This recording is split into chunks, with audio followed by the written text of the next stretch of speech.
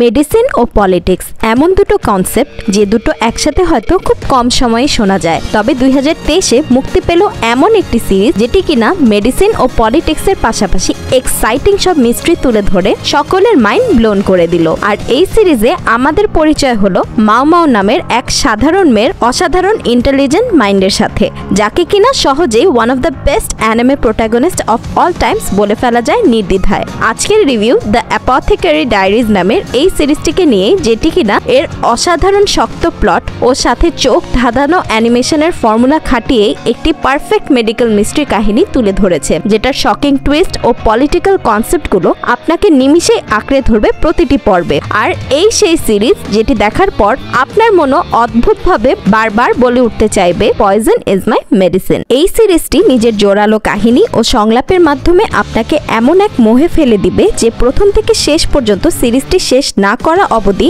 আপনি কোনোভাবেও শান্তি খুঁজে পাবেন না। আর একেই বলে the power of a flawless plot. আর ওয়েল রিটেন প্লটের পাশাপাশি এই সিরিজে আছে ওয়েল ক্রাফটেড ক্যারেক্টার্স, যারা গল্পের প্রতি ইন্টারেস্ট বাড়িয়েছে আরো কয়েক গুণ। কিন্তু কেন দি অ্যাপথেকারি ডায়েরিজ নামের সিরিজটি এতটা ইউনিক ও ভিন্ন? সহজভাবে বলতে গেলে এই সিরিজের ইউনিকনেস আসে ওয়েল ক্রাফটেড ন্যারেটিভ ও প্রধান চরিত্র মাও মাও থেকে। আপনি যদি এমন কেউ হয়ে থাকেন যে কিনা ইন্টেলিজেন্ট মিস্ট্রি ডেভেলপ হতে ও সলভ হতে দেখে উপভোগ করেন, তাহলে হয়তো এই সিরিজের মধ্যে নিজেকে পলকের মাঝেই হারিয়ে ফেলবেন। সত্যি এই সিরিজের প্রতি পর্বে যে মেডিকেল মিস্ট্রিগুলো এক্সপ্লোর করা হয়েছে সেগুলো ছিল মারাত্মক রকমের ইন্টেন্স। তাছাড়া চরিত্রগুলোর ব্যাক স্টোরি ও ঘটনাগুলোর অন্তর্নিহিত পলিটিক্যাল কনস্পিরেসিগুলো এমন সব টুইস্ট এনেছে যেগুলো আপনাকে একেবারে সিরিজের গভীরে নিয়ে যাবে। প্লটের ন্যারেটিভটা দেখে প্রথমে হয়তো মনে হতে পারে প্রতি পর্বের কেসগুলো এক একটি ইন্ডিভিজুয়াল স্টোরি, তবে পরে গিয়ে যখন বোঝা যায় যে কেমন পাজল পিসের মতো সবকিছু কানেক্টেড, তখন একেবারে মাইন্ড ব্লোন হয়ে যায়। তাছাড়া এই সিরিজে অনেক কমেডিক মুহূর্ত আছে যেগুলো কখনো এর ওভারঅল সিরিয়াসনেসটিকে অতিরিক্ত ডার্ক করে তুলে না। আর সত্যি বলতে নানা কমেডি প্রধান সিরিজের চেয়েও বেশি ফানি ও হিলারিয়াস মোমেন্টস আছে এই সিরিজে, যেগুলো দেখে হাসতে হাসতে গড়াগড়ি দিয়ে অবস্থা খারাপ হয়ে গিয়েছিল আমার। মিস্ট্রির মাঝেই নানা জটিল কনস্পিরেসি ও ইমোশনাল থিমও আনা হয়েছে কাহিনীতে, যা টুইস্টগুলোর ইম্প্যাক্ট বাড়িয়েছে কয়েক গুণ। বিশেষ করে শেষের দিকে এমন সব মুহূর্ত ছিল এই সিরিজের এক একটি পর্বে যেগুলো সারপ্রাইজ করার পাশাপাশি চোখে পানিও নিয়ে এসেছে।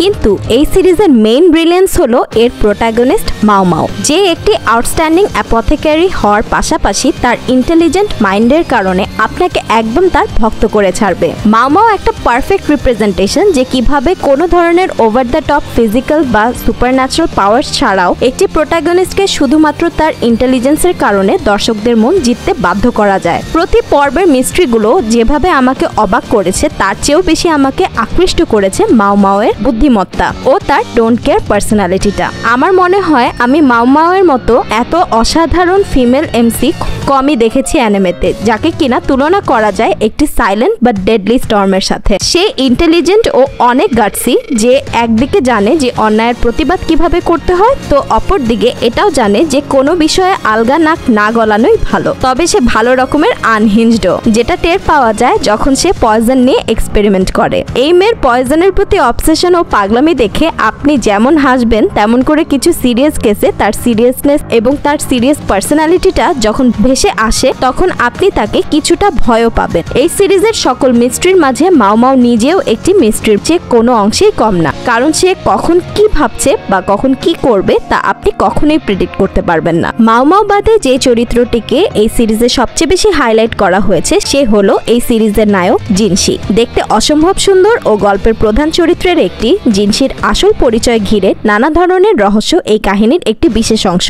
জিনশিকে আমার তার পার্সোনালিটির জন্য খুবই ভালো লেগেছে। সেও মাও মাও এর তুলনায় কম বুদ্ধিমান না, আর তার নিজের কিছু সিক্রেট পারপাস আছে গল্পে, যেগুলো সম্পর্কে সিরিজে হালকা ধারণা দেওয়া হয়েছে প্রথম সিজনে। তবে তার বিষয়ে এখনো অনেক কিছুই অজানা। তার ও মাও মাও এর কেমিস্ট্রিটা কিন্তু দারুণ। তাদের অনেকটা টিজিং ও প্লেফুল জাতীয় ইন্টারাকশন গুলো এই সিরিজে অনেকেরই মেইন আকর্ষণ। যদিও তাদের রোম্যান্সটা খুবই আনকনভেনশনাল, কারণ মাও মাও তাকে এখনো ভালোবাসার চোখে দেখেই না। তবে জিনশি যেভাবে মাও মাওকে তার বুদ্ধির জন্য পছন্দ করেছে, এটা আমার আমার কাছে খুবই স্পেশাল মনে হয়েছে। তাদের মাঝে অল্প কিছু রোমান্টিক দৃশ্য আছে, কিন্তু সেগুলোর হোলসাম ইম্প্যাক্ট অনেক। আর মাও মাওকে নিয়ে সে যতটা প্রোটেক্টিভ, এই বিষয়টা খুবই মজাদার কিছু মুহূর্তের সৃষ্টি করে। মাঝে মাঝে মাও মাওয়ের আনহিঞ্জড কাণ্ডকীর্তিগুলো দেখে সে যেই এক্সপ্রেশনগুলো দেয় সেগুলো তো একেবারেই প্রাইসলেস। প্রথমেই মেনশন করেছি যে এই সিরিজের অ্যানিমেশন কোয়ালিটি একেবারেই টপ নচ, তবে ঠিক কতটা নজর কাড়া ও ঝকঝকে এটার অ্যানিমেশন সেটা বোঝার জন্য এর ক্যারেক্টার ডিজাইনগুলোই যথেষ্ট।